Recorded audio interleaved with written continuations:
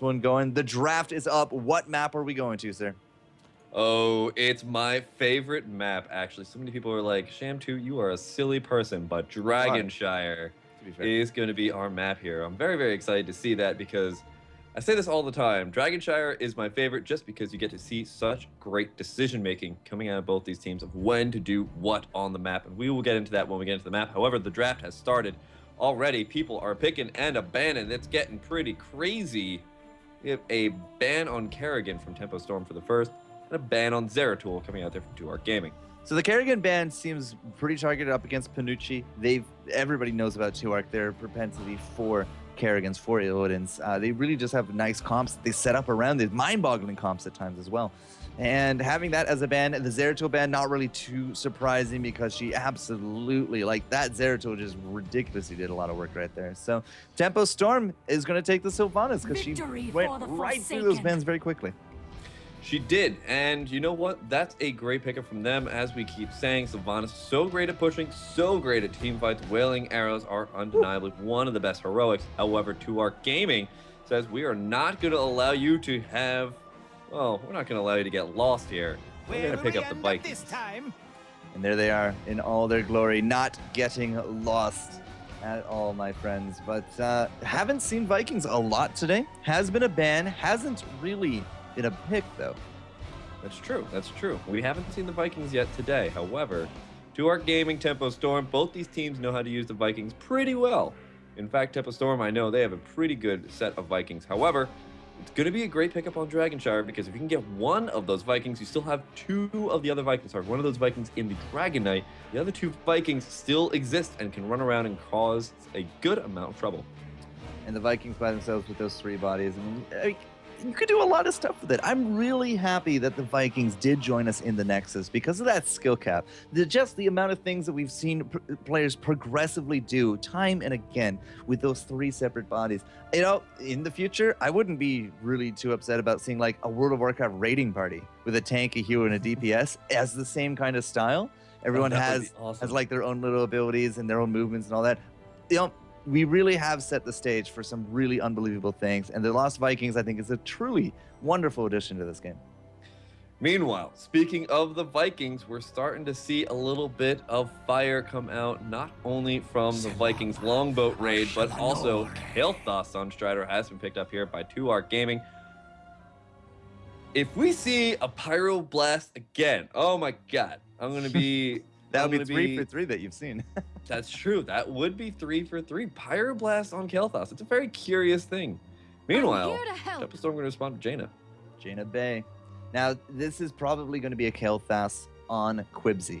And Quibsy, from, you know, everything that I've always seen, absolutely adores the Jaina, but it looks like he's given up lately for that Kael'thas. And this time, you know, it's going to be that split of the Song of Fire and Ice. Brightwing is going to go the way as well of Tempo Storm. Remember, Illidan is still on the docket, and it's going to be 2Arc Gaming with the first pick out of this ban fist.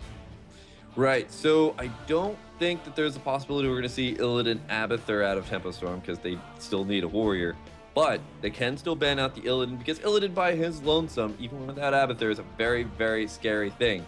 So that might be one of their bans. They already banned out Zeratul, so if they show that, then it looks like they're really scared of melee assassins.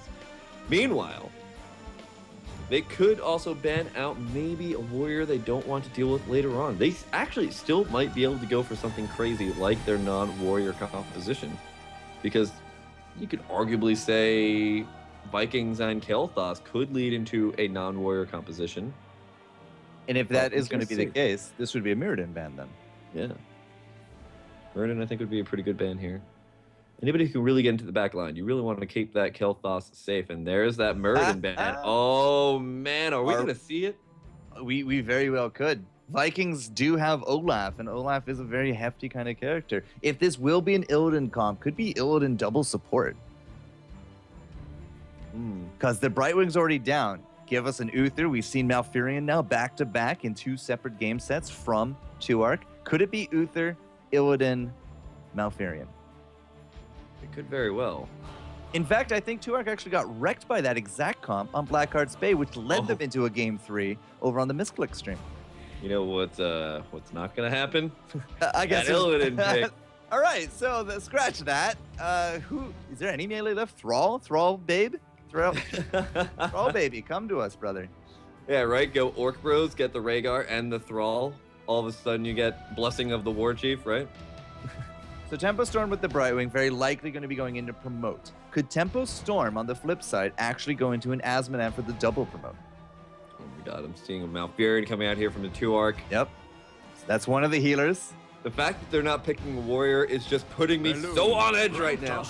Well, who would their warrior be in this case? Has to be a more damaged warrior. Tyrael has been a long-time favorite of 2-arc. If they are going to put up a warrior.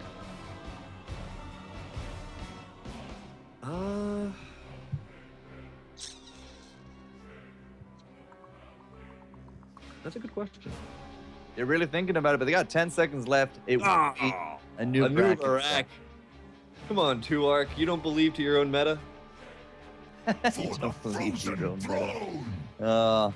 Perhaps like that Kael'thas pick came in a little bit too early, or perhaps even the Vikings came in a little bit too early. If they did really want to put into an Illidan comp here from 2-arc, I really think that they would have done it a bit earlier. So maybe we're just kind of fabricating a little bit too much here. Theory crafting getting a little bit crazy. Tempo Storm, you know, it's gonna say if they don't steal out a Tassadar here, that's the double promote that we're looking for. It's not going to be the Asmo, but it will be Justice and Joanna as well. The JJ combo for Tempo Storm, which is tried and true at this point.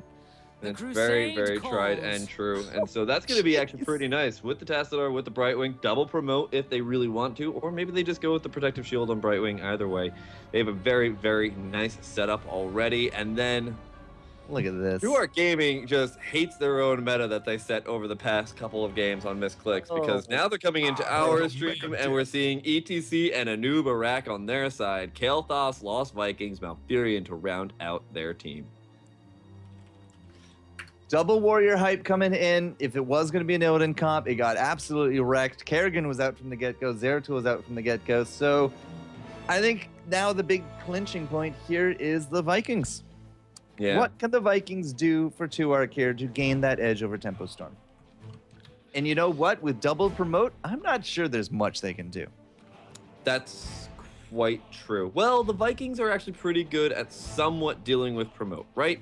You don't always have to have a whole hero devoted to holding off that promoted lane. You can have a Viking, and you can split up your Vikings. You can do very soak heavy lane mechanics. You can do with like 4 people roaming squad, or even split the Vikings up into 2 different lanes and have a 3-person roaming squad. Either way you really want to play this game, the Vikings give you a little bit more flexibility in dealing with that double promote composition. Well, Dragonshire is the do or die arena for 2-arc Gaming, ladies and gentlemen. They need to put a point on this board or they will go into the night with a 0-2, and we will see them again in August as they try to qualify once more and pray to God that they don't land into the Tempo Storm path of domination once more. Now, that being said, if 2-arc does put up a point here, then I am going to be the hypest caster ever for game number 3. Yes, game number 3 would be absolutely ridiculous. However, we've got a game to get through. Before then, let's get on into it. Spawning over here on the left-hand side, it is none other than Tempo Storm, Arthalon, Zuna, Soldier, KO, and Dreadnought. Yeah, the absolutely indomitable team so far and haven't dropped a single game, let alone set. And at the same time, 2-arc, Trader, going to be on those Vikings, Panucci, Quibsy, Chubbs, and Furious D. These are the guys that you always just really want to be rooting for. We've seen them since the early days of Alpha, and this is their tournament life on the line. They got to make this comp work. Yes, and I'm really hoping that this composition is going to work out for them, because as we kept saying, that third game will be pretty awesome. Everybody heading on into the middle. Everybody's trying to figure out what's going on here. Somehow we're playing A-Round.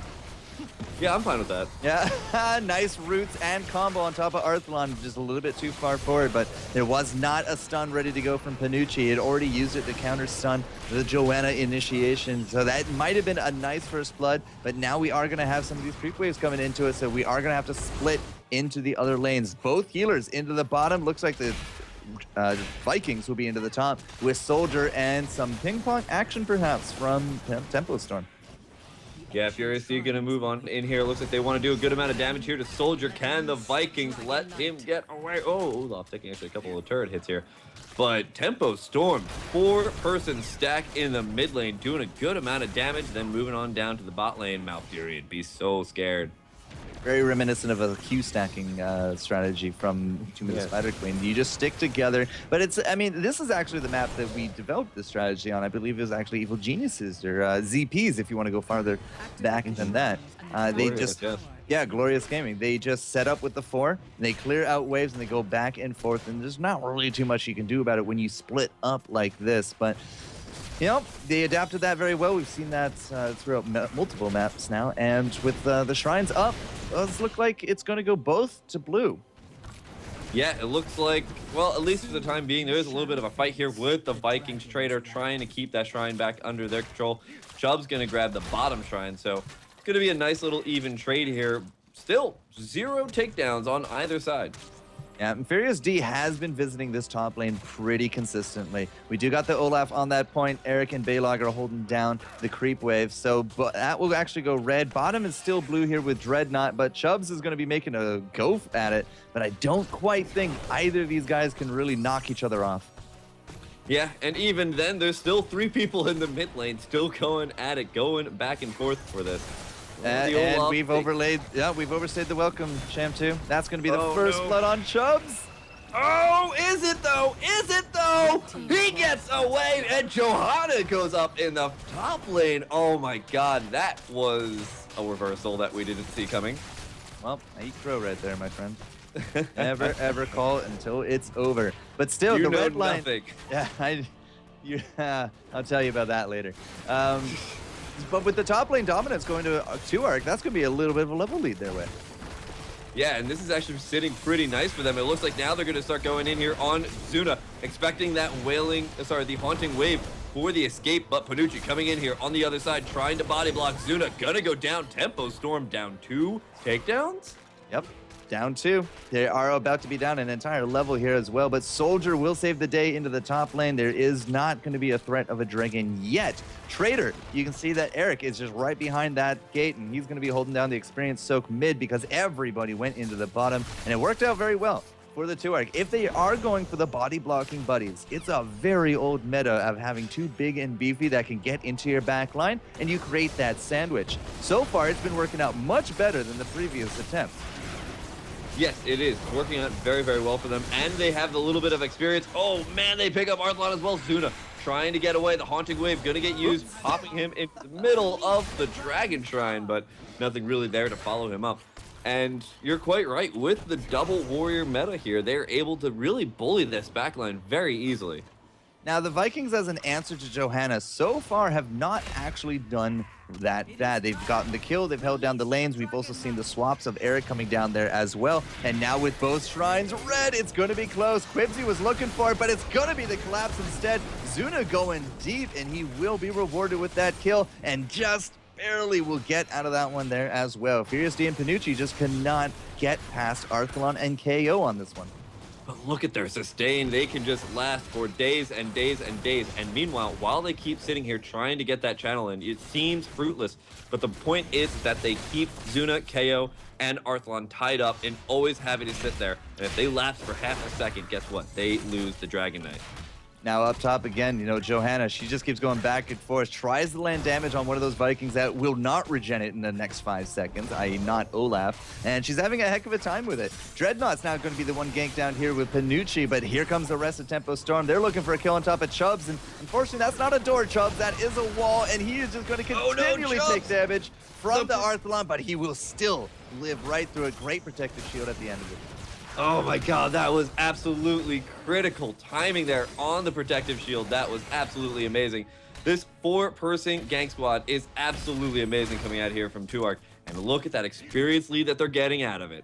Yep, continuously. Still about 3/4 to 1 full level. It fluxes a little bit, but again, this top lane has just been absolutely all the way through 2-arc. Nobody has come up here from Tempo Storm. They have their hands full elsewhere. Furious D and Chubbs are going to be keeping Dreadnought off this point. Panucci is actually in the bushes looking for the gank, and Quibsy's here as well. We are threatening a dragon, but this could be bad for Trader.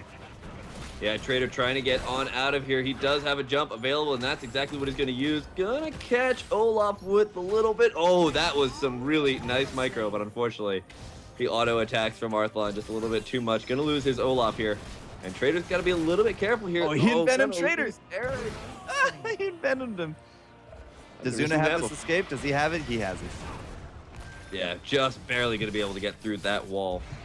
Still, I mean, that was only half a kill worth of pressure coming out from Tempo Storm. They've still lost out a good amount of soak here in other parts of this this map. Chubbs has got to be very careful. He keeps doing out Dreadnought, but it's always Arthlon coming down. But so far, Chubbs has not dropped yet. Baylog apparently was up top. Zuna will get that blue point, and now KO has to try to somehow fit a Dragon between Furious D and Quibsy.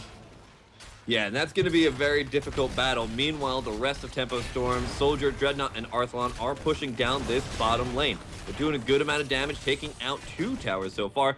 Quibsy coming in from the other side, going in very ham on Arthlon. Can he actually get the kill? He is going to be able to pick up that kill, and that's going to be great there. However, they are going to lose their own kill thoughts as well. Chubbs taking a heavy amount of damage, not going to be able to survive through that one. Panucci now taking good hits as well. Oh man, that's a 3-0 or 3-1 here for Tempo Storm. Very, very nice pickups. Now, I'm a little curious. We had the Tranquility. Did we just simply not have the mana to go for the Tranquility? Because I didn't see it whatsoever. Zuna's just been taking a lot of pot shots at these Vikings, and now Eric is just not going to be able to put up a defense. First Dragon at the 7.5-minute mark will go to Tempo Storm, and they have now reversed that experience lead to their favor. Yes, by a whole entire level at this point as well. It seems like Trader's Viking control is starting to get ripped apart there by Zuna. So that was a really nice transition there. They said that, hey, basically Johanna's not doing so well against these Vikings. Let's move up Zuna, and Zuna's been doing a really good job there. Panucci, meanwhile, on the other side of the map, looks like he might go down as well. The Dragonite still pushing forward in the mid lane, and only Quibsy here to defend it. And Quibsy's just not able to chunk it down near enough. The gate is gone. Some big damage on top of that fort as well. Soldiers coming to the defense, but still, Trader into the top lane has to now deal with Arthlon. Zuna's now coming back into it, and if Trader's not careful, he's going to have more dead Vikings. KO is actually going to come into the bottom with that Dragon, so he's forced out of the mid, but still, he's put up a heck of a lot of damage. And look at Dreadnought as well. Before that Dragon even got here, this gate was gone. Yeah, very, very nice play there. They're going to be able to take out so much damage on all of these forts, and that's a good setup for later on. It doesn't even matter if they pick up a later Dragonite. Just look at the promote. It's already just starting to push down those forts again. The fort's spending so much ammo just to deal with that. Yeah, that is the beautiful part of that promote. That's why you see double promote a lot of the time. The Tacit or the Brightwing. It's just, you know, I don't really think 2R got the draft that they were looking for when it comes down to it. Yeah, it was a good set, but I don't know that maybe this is the draft they were looking for, and maybe they really do like this ETC. Second time we're seeing it. Yeah, the ETC has really kind of fallen out of favor in terms of big team fight engages. There's just so many ways to get rid of Mosh Pit these days, and you know that is why we see more Mirrodin, more Anubarak, and more dead Quibsies. As he's about to drop there in the mid. Trader's going to come in there looking for that kill on top of Arthlon. There's the ice block. He talked about that in draft, but a great mosh pit. Panucci's there with that Locust. Jaina's going to be down. Dreadnought also with the ice block is just going to try to delay that inevitable, but it's a 2 for 2. And now with the boat, we're going to try to chase down KO, but he is Tassadar. I think he's just going to be okay. Yeah, he's got this Bermuda Triangle to really use all the Shroud in order to stop those auto attacks from hitting him. And Trader's going to pop out of the boat and try and go in here on Soldier. I don't know if that's going to be too successful. Meanwhile, Zuna going to pop up on the other side. And guess what? Zuna's been a really good Viking hunter all game.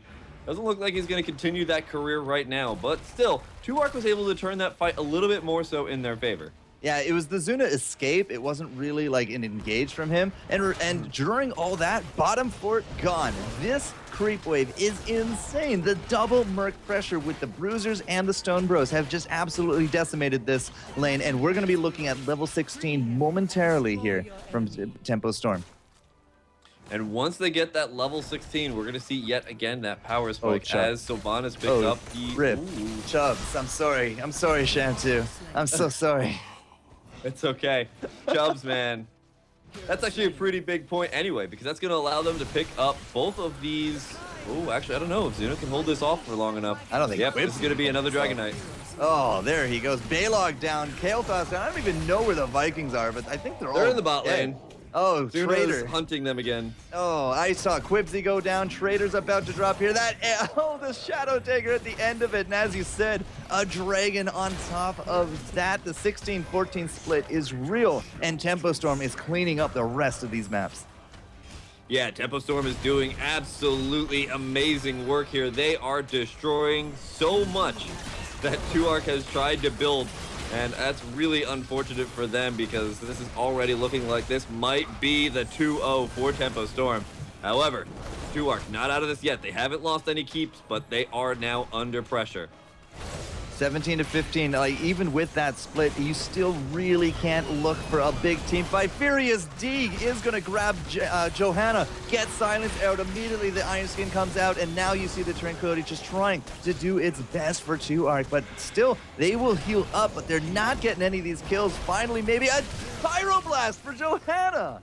Is that the It full didn't cooldown? actually even land. It was starting to charge up and never landed. That's full cooldown for no real worth, and KO the whole time was pushing down this bottom key. Yeah, and he did so much damage as that Dragon Knight. I was actually thinking he was going to be able to take it, but 2Arc is able to save their keep for just a little bit longer. But look again, Brightwing, Tassadar, double promotes coming out here. Actually, Arthalon. Oh, Arthalon. He's going on in there. He's going to take out the keep. Okay, very nice pick up there for Tempo. Zuna was able to distract them for long enough, and even though they lose, looks like possibly 2 members, unless Dreadnought's too good. He's the road. Dreadnought! He's the road runner. You put him on the road, he gets away no matter what. The Wile E. Coyote snaps his fingers. My goodness. That just looks so unwinnable right there from Dreadnought. I thought he was for sure going to drop with Zuna, but KO pushing down that bottom leads into Arthalon, actually solidifying out those catapults, and now we're going to be putting up even more mercenary pressure. The Bruisers going to be going through that top. Dreadnought down here into the bottom, already starting these giants. What's the timer on the bottom, Bruisers? 15 seconds, Sham2, and we don't have a shrine coming up yet. Yeah, we don't. But Sylvanas is down for a good amount of time. 2Arc going to be very aggressive here. Take up these siege giants. Very good call here. That means that they don't have to worry about it. I mean, yeah, they're going to get cleaned up really quickly, but all this means is they don't have to worry about those siege giants pushing down their lanes later on. The Bruiser's now up. Shrine's coming up here. 2Arc is playing this very smart. They're grouping up. They're trying to stay alive and make sure that they have a 5v5 potential no matter what. KO now going into Archon mode, trying to do as much damage as possible. Yeah. His Tranquility, but look, Tempo Storm, they see all these heroics being used, and guess what they do? They disengage. Soldier, though, taking too many hits. He's going to go down. This is actually a very nice spot right now for 2Arc. So good push into this bottom. They got Johanna down and for the count for the next 60 seconds, and they will take a fort. They got their double stone bros. Could they actually deathball? Is their best chance to deathball? We have Sylvanas moving in. Zuna is going to start putting up some big pressure here on this mid keep. The top Bruisers are still going in. Arthalon is there as well. 2Arc, are they actually going to be backing out of this one? Yeah, the pressure is too much. They cannot continue, and they will go for the defense, and this will stop their aggression in its tracks. They absolutely have to. Zuna, as Sylvanas, is just too much to deal with. Not only that, but Arthalon. Oh, man. Panucci goes for the engage, but doesn't actually quite hit it. Zuna going to go back into the middle of everything. This is actually not looking too great for them. They lost 2 people here. They lost Johanna. They lost Sylvanas. But they put up so much siege damage. If they do this again, I mean, they nearly brought mid-keep to half. The top is just a little shaven up, about 80% or so. And at the same time, both shrines going the way of Tempo Storm. Now, they can't capitalize on it, but the pressure is still there, and 2Arc still has to be very careful about the battles that they pick because Tempo Storm is 20, Sham2. That's true. 20 is a huge talent here. This means that they get their bolts. That means they get their Twilight Archon, which is absolutely ridiculous. And Trader might even have to deal with that power. But it looks like, yes, now it's going to be a little bit of a fight here for the middle shrine. Arthalon coming down here. Trader does a really smart thing, splits up his units very much so. In order to stay alive, he does use the jump. He's trying to run away. If he has to, he can pop a boat. Ooh. But he gets healed at the last second. They pick up the Dragon Knight. Yeah, Furious D marching bottom lane. They're going to go right around all these forts, and they're going to go for a keep as quick as they can. They are on the verge of level 20, and these towers are going to be it. There it goes. The flamethrower is enough from Kael'thas, and we are back to even levels, the same talent tiers, and what an advantage coming in with Furious D on that dragon. They really got to make this count. They notice Arthalon's missing, so they put one of Trader's Vikings in the bush in order to check for where he's coming in from. They don't want to get flanked from him again. They want to make sure that's going to stay. They're going to be able to stay alive. Quibsy, though, taking a good amount of damage. He does bolt away. There's a little bit of a trade here. If you're having the Malfurion heal Quibsy back up, that's going to be great. Arthalon actually pretty chunked, and this allows the Dragon Knight to go in on the keep, and they can do a good amount of damage here. Well, they can if they kept it alive. It's 5% and counting. The keep is only at half, and there goes Furious D out of that. But this just means he's going to be ready for that mosh pit. Is he actually going to throw it down here? For Soldier, the Unstoppable could actually defeat that. We got a Pyroblast coming out. It's going on top of Soldier. It will chunk him down. It's not going to be near enough to take him out, however. And now Furious D, he's going to be there on the front line. We do not have a boat. We do have a Tranquility, so we can still fight this. Yeah, they're staying alive. They're staying nice and healthy. Chubbs is absolutely healing his head out. But, oh no, ETC gonna get picked off here. The Twilight Archon pop going there here for Finucci. Can they take down Anub Arak? There's the Condemned. Again, Trader using his Norse Force to stay alive for just a little bit longer. But he's trying to get away here. He doesn't want to pop the boat if he doesn't have to. They have to disengage. There's no boat. There's no boat. There was a Malfurion Trank and a Mosh Pit, and they immediately removed ETC out of the fight, which meant big retreats were sounded. You can see already the disengage did not save out the Malfurion. I highly doubt Trader is going to be living with all three of those Vikings. And there goes the Olaf. This keep, again, remember that earlier push, it brought it down real low, and this is going to be the death blow to it. Could this be the game as well, Shamtu? This is looking really bad right now. It's fine. They can take out these keeps because guess what? As long as they stall this out, they start getting promoted catapults pushing on in here. They don't have to go too aggressive. They can do a good amount of damage to Quibsy. He will get back to the fountain, though, stay alive for a little bit longer. But oh my god, Tempo taking this game right back under their veil. I don't know if they can really do that much at this point, but guess what? With promoted minions, this is basically a death sentence. So 3 keeps down. Promoted catapults can come out 4 at a time with the double bribe stacks, and we have the levels, we have the map positioning, and now the shrines are about to come up. An 18-minute dragon on this course, straight to it, can do a significant amount of damage, if not end the game from either side. And this is the really, really scary point. You know what? You just said it. They have to make sure they don't throw too many lives in one direction or another. Looks like Tempo's split up. 2Ark doing quite the same, but they're staying a little bit more concentrated. The bottom lane, there is a Soldier trying to hold everything. Brightwing in the top lane can teleport back down here if there is a huge engagement. And everybody's just so strung out right now. Nobody's clumping. Nobody wants to get hit by stray AoE or anything else. But Arthalon is going to be the key figure, I think, in this big team fight. You saw him last round. He teleports in with the bolt on top of Quibsy, roots him, and goes to town. Quibsy with that counter bolt, I mean, that's just not where you want your Kael'thas to be. So the big thing here for 2Ark is to try to control that Jaina and make sure that they actually get a mosh pit off this time. But you know what? They could even possibly pick up Soldier here. That'd be really nice for them. But you know what's going to happen? Look at top lane. Promoted catapults, bruiser waves, Arthalon, they're going Zuna. for core. They can't do anything against this. They can't stay in the middle of the map and try to keep these shrines. So Tempo Storm is going to make it come back to them. They have to deal with this. They have to hold this off, but I don't know if they're going to be able to. 60% on the core, 50%. They're desperately trying to hold this off. Zuna flashing around the core, trying to keep everything alive. Arthalon trying to wail away as well, and they will take game number 2. GG, my friends, ladies and gentlemen, you have your top 8 placement. It is going to be Tempo Storm with a convincing win, 2-0 over top of 2Ark. We really actually had a nice big push at the end of it there, but the rush to core, promoted catapults, and all is going to be enough to solidify Tempo's spot here in the June qualifiers. really, really awesome back and forth and incredibly engaging game between both these two titans. But unfortunately, Tuark's going to get knocked out. They will have to try again in July or August to get to the final 8. And that is a bit rough.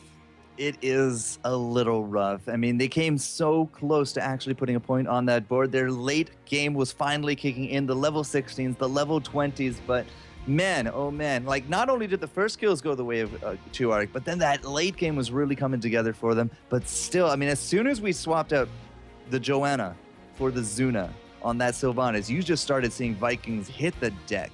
There was just so many deaths in that mid game. Chubbs, I gotta give it to him. Chubbs was the immortal Malfurion for like 10 minutes into that game. Repeated ganks, still couldn't take him down, but it wasn't enough. It wasn't enough, and that's going to be a huge shame here. So, Tempo Storm gonna move on. Tuark gonna get knocked out. I would have loved to see both of these teams in the round of 8, but that's not quite how tournaments work, is it, Jester? A wise man once said, only one person goes away happy at the end of a tournament. Well, at least for this leg of the tournament, at least 8 teams will go away happy. So, Tempo Storm, Zevron, Cloud9 Maelstrom, Cloud9 Vortex.